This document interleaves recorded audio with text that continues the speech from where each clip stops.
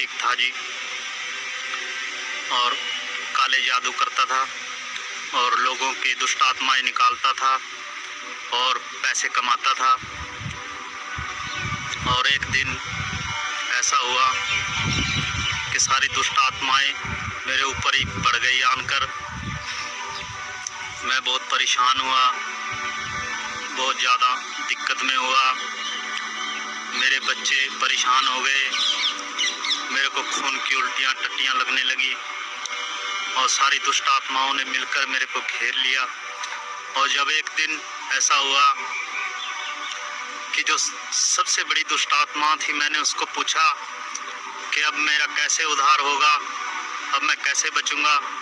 उसने मेरे को बताया कि पिता परमेश्वर यीशु मसीह ही तेरा छुटकारा कर सकता है और दुनिया में कोई नहीं है जो तेरे को बचा सकता है। मैंने कहा ऐसा तो नहीं हो सकता। मैं बड़ा हैरान हुआ। मैं इतने दिन से इन दुष्ट आत्माओं की पूजा करता रहा और बहुत परेशान हो गया। ये सारी दुष्ट आत्माएं मेरे ऊपर ही आकर गिर गई और मैं बड़ा परेशान हुआ। एक दिन मेरा साला मेरे घर पे आया। उसने मेरे को बोला कि मैं 24 सेक्टर इंदिरा हॉलिडे होम में जाता हूँ और आप भी आए, अगर आप चाहते हो तो वहाँ पर आपका छुटकारा हो सकता है। उसने हमारे लिए दुआ की और मुझे कुछ अच्छा सा फील होने लगा। तब मैंने सोचा अब तेरा छुटकारा हो जाएगा। अब मैं चर्च में जाने लग गया। उस दिन से मैं बहुत सगुन में हूँ, बहुत अच्छे से हूँ। मैं पिता परमेश्वर का धन्यवाद करता हूँ। Praise the lord. मोर ख्रीष्टीय भाई भणी माने आपण मानकु स्वागत करुछि मोसेस न्यूज टीवी रे।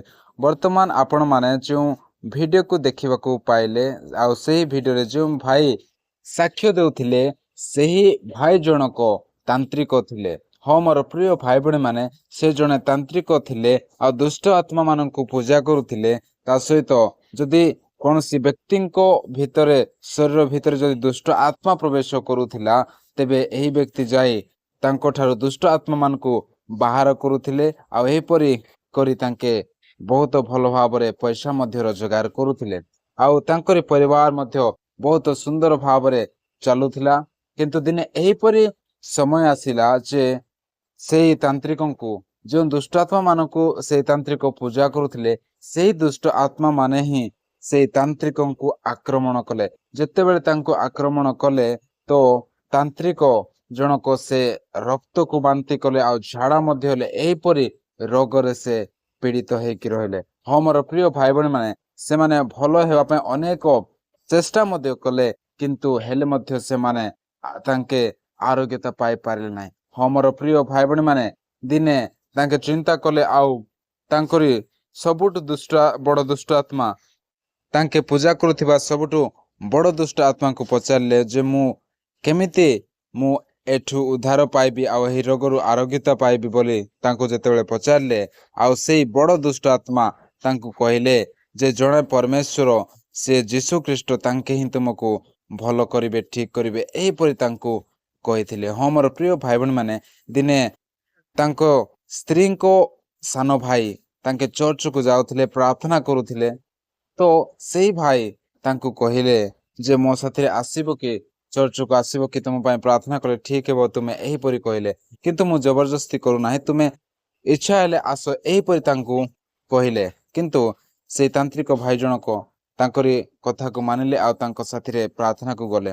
जेतेबेले फर्स्ट टाइम चर्च को गले बसिले तांको पाए प्रार्थना करा गला आ तांको बहुत भलो लागिला तो तांकी मते चिंता कले मते एठी मु ठीक हेबी आउ प्रभु यीशु ख्रीष्ट मते ठीक करिबे एहीपरि तांके चिंता कले आ एहीपरि विश्वास कले। हाँ मोर प्रिय भाई भणी माने आ कंटिन्यू तांके चर्च को जिबारो प्रभु तांको संपूर्ण भावरे आरोग्यता देले आ प्रभु तांको संपूर्ण भावरे ठीक कले आ तांके आनंदर सहकारे आज प्रभु यीशु ख्रीष्ट को धन्यवाद देउछंती। आ जोटा कि तांत्रिक कार्य करुथिले दुष्ट आत्मा मान को पूजा करुथिले से समस्त विषय को परित्याग करी जीवंत परमेश्वर को धन्यवाद देउछंती। मोर प्रिय भाई भणी माने प्रभु यीशु ख्रीष्ट नाम रे एते शक्ति अछि जे से नाम को सुनले दुष्ट आत्मा माने मध्ये थरहर हुअन्ते। मोर प्रिय भाई भणी माने जेतेबेले बाइबल रे आपण माने देखि परबे लोकलिखित सुसमाचार तार 8 पर्व तार 26 रु 39 ପଦ ପର୍ଯ୍ୟନ୍ତ ଯେତେବେଳେ ପଢିବେ ସେଠାରେ ଆମମାନେ ଦେଖିବାକୁ ପାଉଛୁ ଯେ ସେଠାରେ ଜଣେ ବ୍ୟକ୍ତିଙ୍କ ଶରୀରରେ ଦୁଷ୍ଟ ଆତ୍ମା ମାନେ ତାଙ୍କୁ ଆକ୍ରମଣ କରିଥିଲେ ଆଉ ତାଙ୍କୁ ଲୁହାର ଚେନରେ ମଧ୍ୟ ବନ୍ଧା ଯାଉଥିଲା। ତେବେ ଲୁହାର ଚେନ୍ ମଧ୍ୟ ଛିଣ୍ଡେଇକି ଯାଉଥିଲେ ଆଉ ନିଜ ଶରୀରକୁ ପଥରରେ ଆଘାତ କରୁଥିଲେ। ଏହିପରି ପରିସ୍ଥିତିରେ ତାଙ୍କେ ପଡିଥିଲେ ମୋର ପ୍ରିୟ ଭାଇ ଭଉଣୀ ମାନେ। ଆଉ ସେହି ସମୟରେ ପ୍ରଭୁ ଯୀଶୁ ଖ୍ରୀଷ୍ଟ ସେ ଗାଲିଲି ଠାରେ ଗରାସିୟ ଅଞ୍ଚଳରେ ଯେତେବେଳେ ପ୍ରଭୁ ଯୀଶୁ ଖ୍ରୀଷ୍ଟ ଆଉ ତାଙ୍କର ଶିଷ୍ୟମାନେ ଗଲେ ଆଉ ନୌକାରୁ ଯେତେବେଳେ ଓହ୍ଲୁଛନ୍ତି, ଯେମିତି ଓହ୍ଲିଲେ ଆଉ ଯେଉଁ ବ୍ୟକ୍ତିଙ୍କୁ ଦୁଷ୍ଟ ଆତ୍ମା ମାନେ ଆକ୍ରମଣ କରିଥିଲେ, ଦୁଷ୍ଟ ଆତ୍ମା ମାନେ ଆଟାକ୍ କରିଥିଲେ, ସେହି ବ୍ୟକ୍ତି କଣ କରିଛନ୍ତି ଆପଣମାନେ ଦେଖିପାରିବେ। ଲୋକଲିଖିତ ସୁସମାଚାର ତାର 8 ପର୍ବ 28 ପଦରେ ଲେଖାଯାଏ, ସେ ଯୀଶୁଙ୍କୁ ଦେଖି ଚିତ୍କାର କରି ତାହାଙ୍କ ଚରଣ ତଳେ ପଡ଼ି ଉଚ୍ଚ ସ୍ୱରରେ କହିଲା, ହେ ପରାତ୍ପର ଈଶ୍ୱରଙ୍କ ପୁତ୍ର ଯୀଶୁ, ତୁମ୍ଭ ସାଙ୍ଗରେ ମୋର କଣ ଅଛି? ମୁଁ ତୁମକୁ ନିବେଦନ କରୁଅଛି, ମୋତେ ଯନ୍ତ୍ରଣା ଦିଅ ନାହିଁ। ମୋର ପ୍ରିୟ ଭାଇ ଭଉଣୀ ମାନେ, ଦେଖିଲ ଯେ କେମିତି ଦୁଷ୍ଟାତ୍ମା ଥରହର ହୋଇ ଯୀଶୁଙ୍କ ନିକଟକୁ ଆସିଲେ ଆଉ ଯୀଶୁଙ୍କ ସମ୍ମୁଖରେ ପଡ଼ି ମୁଣ୍ଡିଆ ମାରିଲେ ଆଉ ତାଙ୍କୁ କହୁଛନ୍ତି ଯେ ଈଶ୍ୱରଙ୍କ ପୁତ୍ର ଯୀଶୁ, ତୁମ୍ଭ ସାଙ୍ଗରେ ମୋର କଣ ଅଛି? ମୁଁ ତୁମକୁ ନିବେଦନ କରୁଛି, ମୋତେ ଯନ୍ତ୍ରଣା ଦିଅ ନାହିଁ। ଯୀଶୁ ଖ୍ରୀଷ୍ଟ ଯନ୍ତ୍ରଣା ଦେବାକୁ ଯାଇନଥିଲେ, କିନ୍ତୁ ଶୈତାନ ଡରିଗଲେ, ଥରହର ହେଇ ତାଙ୍କ ନିକଟକୁ ଆସିଲେ ଆଉ ପ୍ରଭୁ ଯୀଶୁ ଖ୍ରୀଷ୍ଟ ଆଦେଶ ଦେଲେ ଆଙ୍କ ଶରୀରରୁ ବାହାରି ଚାଲିଯା। ଆଉ ସେହି ସମୟରେ ଶୀଘ୍ର ହିଁ ଦୁଷ୍ଟାତ୍ମା ତାଙ୍କର ଶରୀରକୁ ଛାଡ଼ିକି ଚାଲିଗଲା।